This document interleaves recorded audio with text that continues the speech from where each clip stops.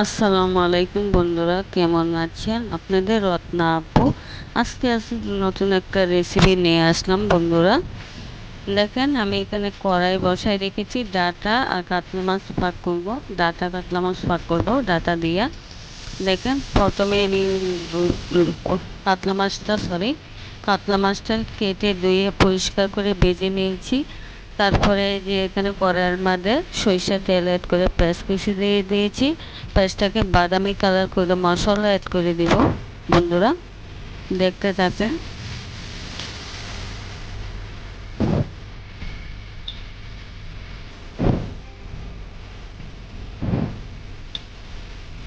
পেঁয়াজটাকে বাদামি কালার করে নিব একটু, সামান্য বাদামি কালার হলে হবে। রসুন বাটা 4 চামচ, আদা চামচ, জিরা বাটা 4 চামচ 1 টেবিল চামচ, আদা বাটা 4 চামচ আদা চামচ। আমি সব মশলা এটা ভালো করে ভাজা ভাজা করে নিতে হবে, নাহলে একটা কাঁচা গন্ধ থাকবে। তার জন্য আমি মশলাটা ভালো করে পরে বাকি মশলাগুলো মিশিয়ে দেব।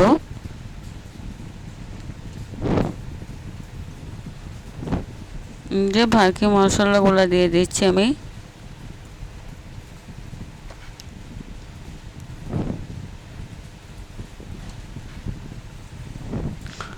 মরিচের গুঁড়া 4 চামচ, আদা চামচ, পরিমাণ মতো লবণ,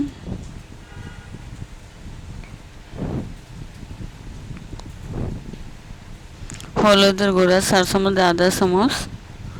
আমি আরেকটু ভালো করে ভাজা মশলাটা মিশিয়ে নিব কড়াইয়ের সাথে। ওই যে আমি সামান্য অল্প তেল দিয়েছি। ডাটার মধ্যে ভিটামিন ডি, সি, আয়রন, আমাদের যে আঁশ তরকারি খাওয়া অনেক ভালো। তার জন্য এই যে পানি অ্যাড করে দিলাম। আমি 5 মিনিট মশলাটাকে কষায় নেব বন্ধুরা। যে আমার 5 মিনিট হয়ে গেছে, মশলা কষানো হয়ে গেছে। ওখানে এই যে ডাটা কেটে রেখেছিলাম, ডাটা আলু কেটে রেখেছিলাম, ধুয়ে পরিষ্কার করে নিয়েছি। ডাটা আলু দিয়ে দিয়েছি কড়াই। আমি 10 মিনিট কষায় নেব ভালো করে, পানি অ্যাড করব না। একটা ঢাকনা দিয়ে ঢেকে দিচ্ছি বন্ধুরা, দেখতে থাকেন। এটা আমি ডাটা তরকারি ঝোল পাক করব।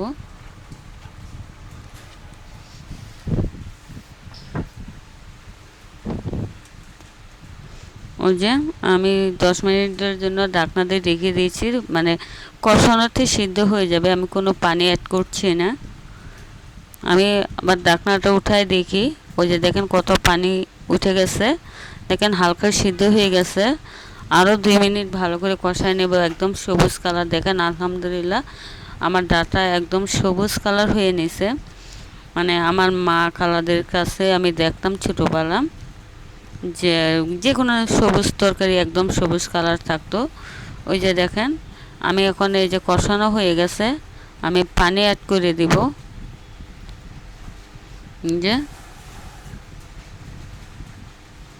এই যে পানি অ্যাড করে দিলাম।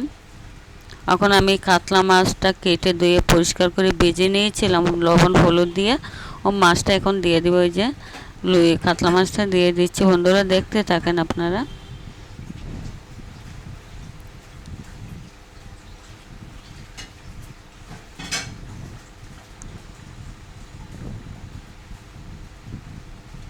10 মিনিটের জন্য আমি ঢাকনা দিয়ে ঢেকে দেব।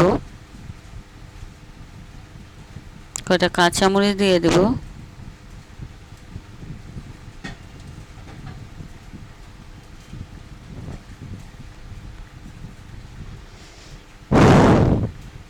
যে কয়টা কাঁচামরিচ দিয়ে দিয়েছি। এখন 10 মিনিট ঢাকনা দিয়ে ঢেকে দেবো আমি। দেখি 10 মিনিট পরে এই যে আমার ডাটা তরকারি আলহামদুলিল্লাহ কত সুন্দর কালার হয়েছে, একদম সবুজ কালার। দেখেন হলুদ হলুদ কালার হয়েছে, কিন্তু আমার ডাটাটা একদম সবুজ কালার সিদ্ধ হয়ে গেছে। আমি গ্যাসটা বন্ধ করে দিব। একটা ডিশে ঢেলে দেখায় দিব আপনাদেরকে। দেখেন কত সুন্দর আমার কাতলা মাছের ঝোলটা হয়েছে। আমি গ্যাসটা এখন বন্ধ করে দেব।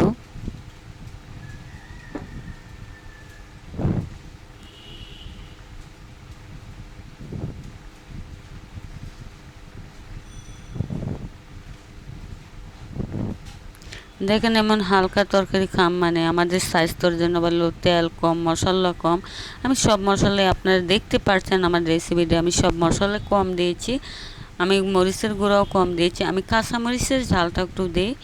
তো আমি মানে কম মশলা, কম ঝাল, কম তেল, ওগুলো আপনারা খেয়ে দেখবেন, আলহামদুলিল্লাহ অনেক ভালো লাগবে।